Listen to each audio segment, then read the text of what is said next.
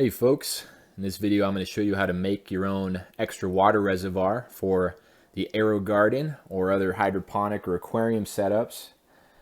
This little extra water reservoir is something you can make with stuff from around the house. In this case we've got a pickle jar and an old plastic container, and then just some very basic aquarium air tubing and an air fitting that's hot glued into the sump container. What this is going to do is gravity feed over time. So as the water level in the AeroGarden starts to drop with thirsty plants and evaporation, through a siphon in this tubing here, the water level in the sump is going to drop through gravity, and all the water in this extra water reservoir is going to gravity feed in here all the way until that water comes back to consistent height with the lid. So nice way to automatically feed water into your AeroGarden without having to do a bunch of manual refills. I know with vacations and very thirsty, bigger plants, you can end up having to refill the AeroGarden quite a bit. And having this big volume of water up here, might only need to refill every couple of weeks, kind of depending on the rate of water consumption in your particular garden. But this makes it very easy. There's about a 2 centimeter hole in the lid here. Keeps it a little bit cleaner as you're looking to either take the refilling jar off of the sump container, so you can put your finger over that hole to keep water from splashing around. And then also when you're putting it back into the sump container after refilling the bottle, you can keep your finger over that hole until it's safely over that sump, so you avoid any messy water refills. Kind of a nice part of the design. But we'll get into a little bit more of the principle behind this. For anybody who wants to warp speed through, I'm going to just show you the essential components here. So we've got, in this example, the glass pickle jar. Everything here is sealed. And the important thing is everything on this jar is sealed except for the one single hole that we've cut in the lid here. We don't want any air getting in anywhere else, because if we did, now we can't rely on atmospheric pressure to hold this water level here. We're basically going to allow air to get in, equilibrate with atmosphere, and have a whole bunch of water start overflowing. So basically our extra water reservoir concept in that case would be moot. We wouldn't be able to utilize that kind of lower pressure effect that we get with the sealed container here. So very important, we only have a hole here in the lid. Other important piece of this, and in this case I've got a polycarbonate sump tank, and wherever that hole in the lid, essentially wherever the water is escaping from our extra water reservoir, that is going to set the water level for the AeroGarden. So you'll see with a lot of AeroGarden models, we've got, if you look in the tank, there might be a standpipe, something that indicates what your target water level is. We want to engineer this, kind of depending on both the design of this bottle, the sump, kind of how the shoulder meets between the two tanks. So this interface is going to affect exactly how high this hole is relative to the AeroGarden. And we got kind of lucky with this container. It's right at that ideal height that sets just about the right water level that's equal with that standpipe.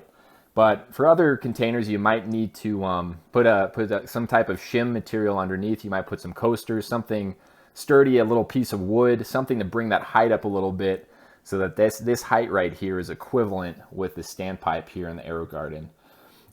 So yeah, for anybody who wants to warp speed through, look at just the essential materials. I'm going to get into the principle and construction here in a second, but just to show you the essential pieces of this, we've got our refillable vessel, something that's very easy to take over to the sink and refill. A hole big enough so that we avoid surface tension, keeping the water in that reservoir. So we're going to need to, in a second I'll show you how to test that out, but the hole needs to be big enough diameter to let water just on its own fall from the container into the sump here. Then we've got a good sturdy sump, one that allows air in as the water level drops. So we have ability to make sure that water continues to flow in the sump. And then this is some standard black aquarium air tubing and a little air valve that I've kind of repurposed for just a good way to get a kind of a solid plastic barb setup that allows the tubing to stay in good solid place with a little bit of hot glue action right here to keep things sealed. So this allows water to get out of the sump, and we have a barb keeping this aquarium tubing both sealed and in good steady place here so that we don't have a leak occur over time. So then basically that aquarium air tubing, we have enough of a distance there to go into the tank. We're using one of the holes in the top of the lid to feed in the black air tubing, and this, as long as it stays filled with water, which it should, it'll allow a continuous siphon to exist. And basically anytime the water level drops in the AeroGarden, you can expect that siphon to force water to flow from the sump container back over to the AeroGarden to keep that nice consistent water level over time. And that's really just relying on whatever volume of water you've got in your extra water reservoir. So, it's basically you're able to keep refilling this AeroGarden until this guy right here is fully depleted. So we'll get into a couple of things as far as the major setup goes, and then we'll look at the principle and the construction of this.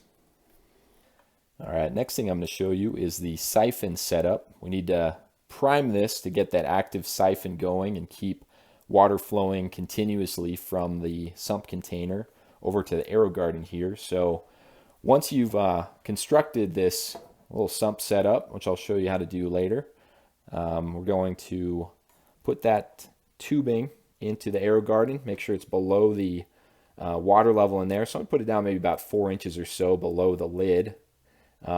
Just the key thing is below that desired water level in the AeroGarden, so we don't have any risk of air getting back into the tubing here. We got it down in there below the water level. Now I'm going to pick up this sump. It's got a little bit of water in it to clear out the air. You might be able to hear some bubbles go through, but at this point, with the through gravity, we've forced all the air out of that tube. And now if we put this down, we're going to have an active siphon between the two tanks here, between the AeroGarden and the sump container. And might be a little bit hard to see. You might be able to see a little bit of water backflowing into this sump tank. That's because the water in the AeroGarden is higher. It's at that desired level right about here. And now we have, through gravity, the sump tank trying to equilibrate with that. And as soon as this water level comes up to that level in the AeroGarden, it's going to stop flowing, but the siphon will still be active because you have water filling the entire volume of this. And so you basically have a way to keep water equal between the two tanks here. The final step in this process, kind of an important test to make sure that the water is going to flow as it should.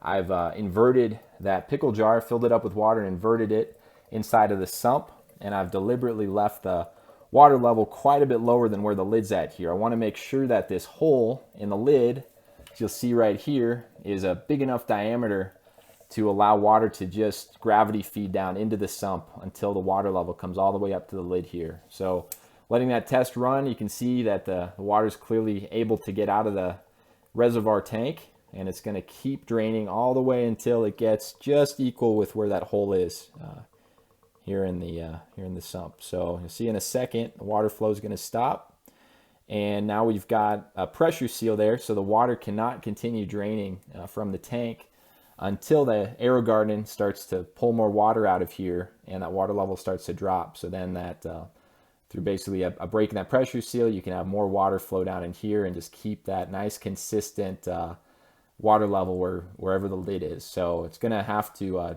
water level is going to have to drop before you're going to have more water escape from this tank here.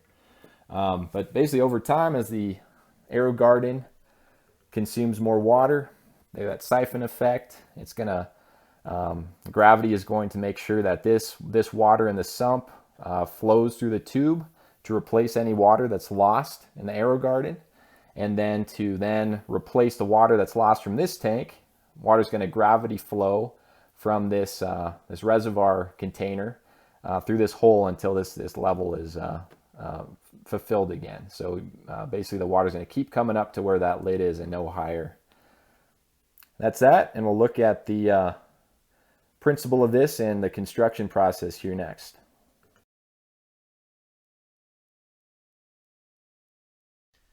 Before we get to the construction of the reservoir, I'm just going to show you a quick diagram of the refilling process.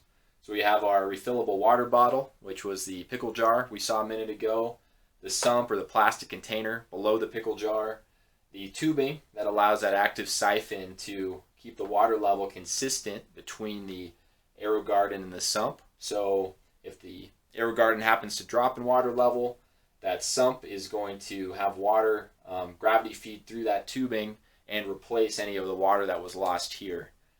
So that's a really key thing. We need to keep a consistent siphon effect going between the two. And as long as we don't pull the tubing out or have any air otherwise get into this tubing, which it shouldn't with a good design, then this water is going to continue to stay in that tubing and allow water to flow either direction. So if the water level in the sump happened to drop, say that it was about an inch lower than the AeroGarden, then that siphon will allow water to backflow back into that sump, and vice versa. If you have the AeroGarden level drop from thirsty plants, now the water level, or the water from the sump, is going to flow through that siphon tube into the AeroGarden to replace any water that was lost. Going to the, one of the really important things to point out about setting the right water level is the water level is going to come up to the cap on the refillable water bottle here. Not any lower, not any higher. As long as you have a large enough hole to allow water to gravity flow out of that bottle, water is going to come right up to there and stop, and it's not going to continue to leak, assuming that the rest of the container is sealed. So we want to set the water level in the AeroGarden with the height of this guy right here. So if you have, say that you've got this cap roughly about, let's say, 5 inches from the height of the countertop that everything is sitting on top of. That means that the water level over here in the AeroGarden also will have to fill up to 5 inches above the height of that countertop. And if it isn't, if basically you have a big difference in height between the cap and the AeroGarden, now you're at, now basically what you're going to need to do is adjust where this cap is relative in height to the AeroGarden. So one thing you can do, like say for example, the cap is about an inch too low, you can then put about an inch of, say, coasters or shims or something sturdy underneath the sump container to raise it up about an inch in height so that this cap is right at that level that you want in the AeroGarden or whatever other tank you're working with. In a lot of the AeroGarden models, you'll see a standpipe roughly about here in the tank. If you look through one of the holes on top, it'll say fill to here. And that is essentially your target water level set point. So you're going to ideally try to get this cap at that exact same height as this standpipe here. But it is an important thing when you're looking at the right sump container and also the right water bottle container, because this distance here, basically where the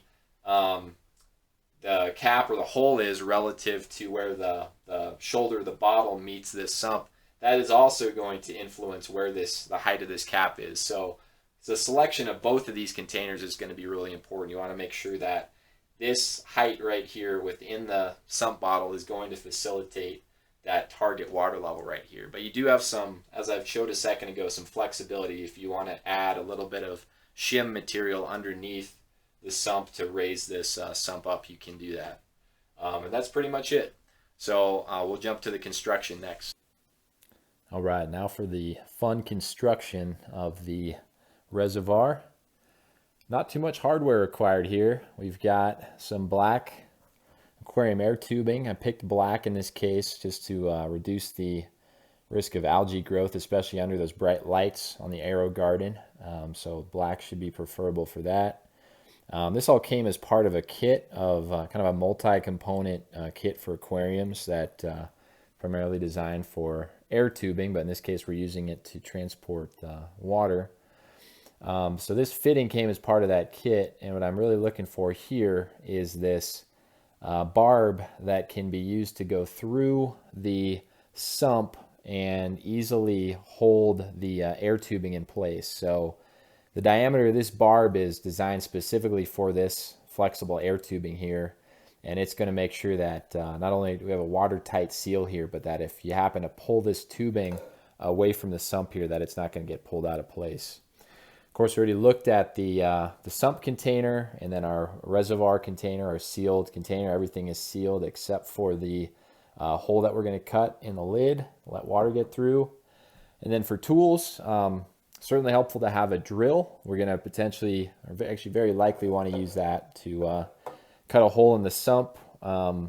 Also might be a good way to start the hole in the lid of your jar, your filling container. And then a hot glue gun to form this nice watertight seal around this barb that's sticking out of the sump here.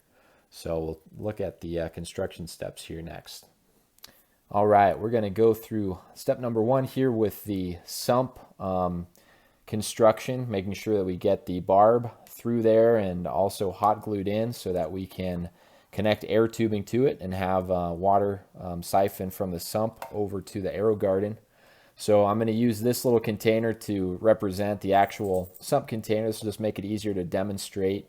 What we're going to need to do is drill a little hole towards the bottom so that we can get the barb through, and hot glue the exterior wall so that we have a watertight seal right around this portion of the barb here that make sure that we can connect the air tubing but not have water leak out where the barb's sticking through. So let's do that first. First thing is I need to make sure that the drill bit, we got to pick a drill bit that's right at the right diameter for the particular barb or air fitting that I'm using in this case. So just eyeballing it, looks like this drill bit is just very slightly wider than the barb I'm using. So this should be a good way to start. If it's a little bit too small, we can always use a knife or something to expand the diameter of the container. So before I get drilling on that, I'm just going to kind of eyeball where this is going to set up towards the bottom of this container and make a kind of a finger. Look at my finger there, where approximately where that barb I want to come out is going to be located. Just to approximately hit. Don't have to be perfect, but going to try to get close with it. Got a hole there for the barb.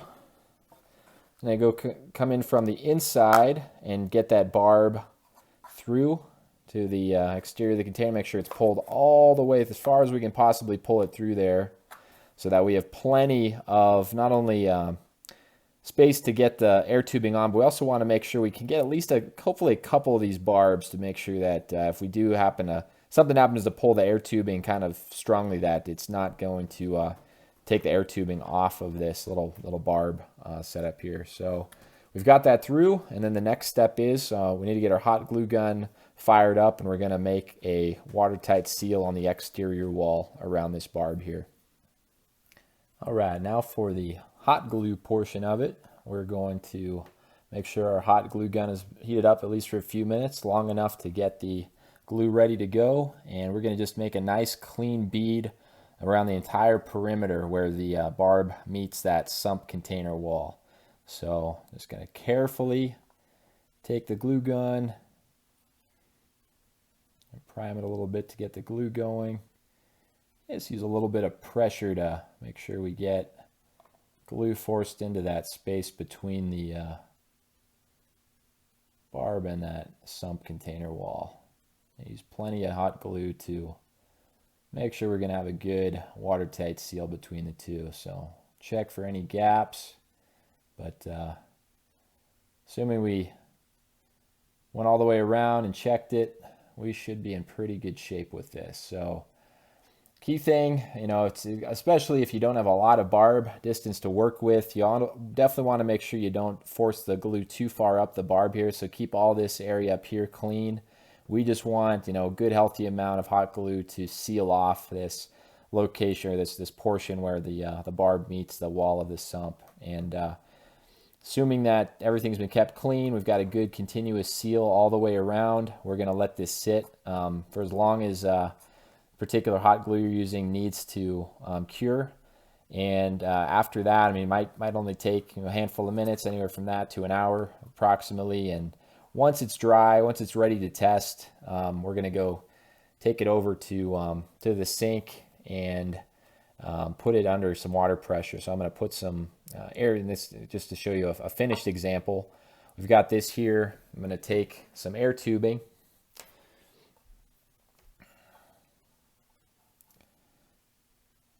Force it all the way onto those barbs there.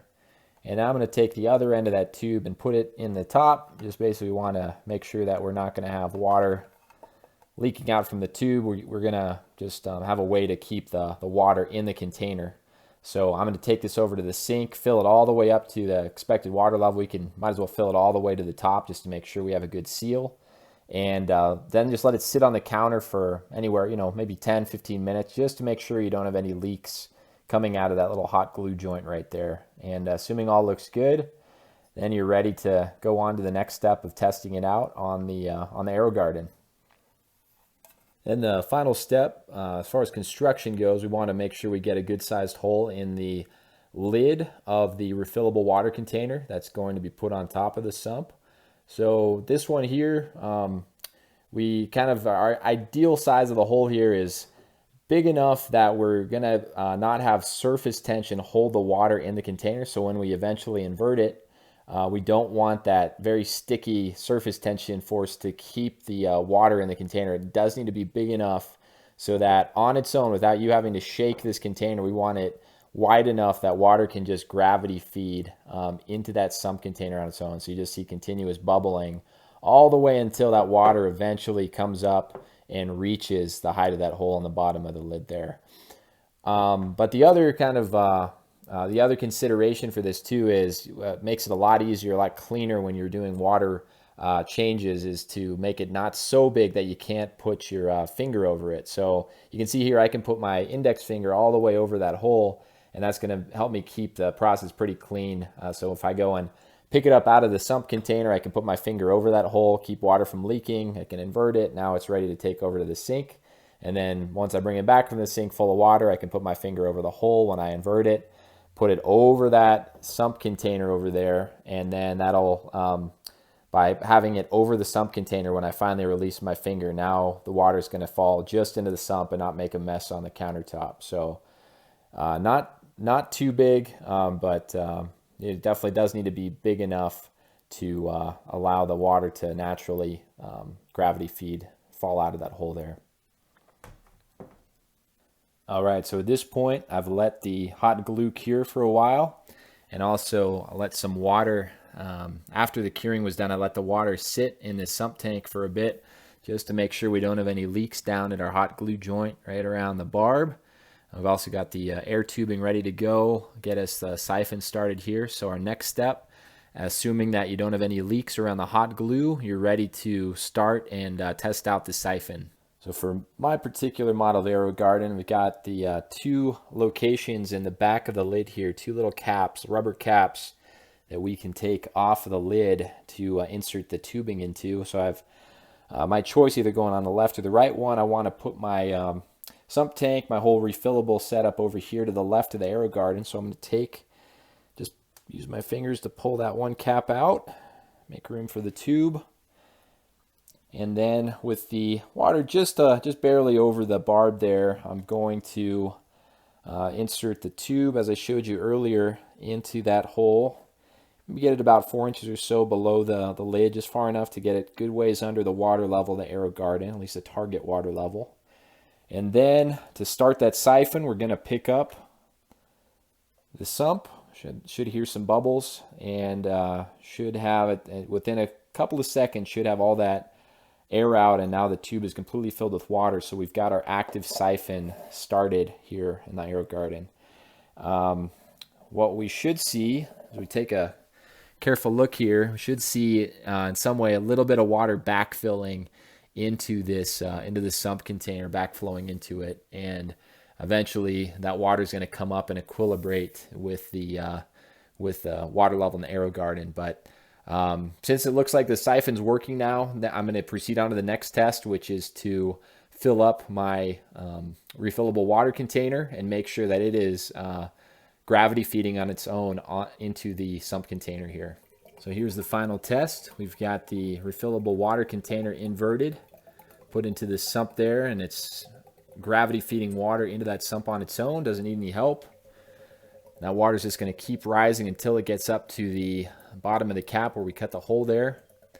And then in a second, that's where we want to do a final check just to make sure that the level in the AeroGarden is consistent with where we want it. So we, especially if the water level in the AeroGarden still looks too low, we're going to want to, in that case, put in some shims underneath the sump container to bring this height up just a little bit. So we might raise this height, say a centimeter, if it looks like the water is just slightly too low in the AeroGarden. But there you have it. Water is filled all the way up to that lid, and then as the AeroGarden gets thirsty over time, draws that water down, our refillable water container will continue to feed the sump and keep this water right here. So as long as we keep water in the refillable water container, we'll have a nice, happy, consistent water level in the AeroGarden. Won't have to worry about refilling it until this tank is completely drained. Thanks for watching. Enjoy.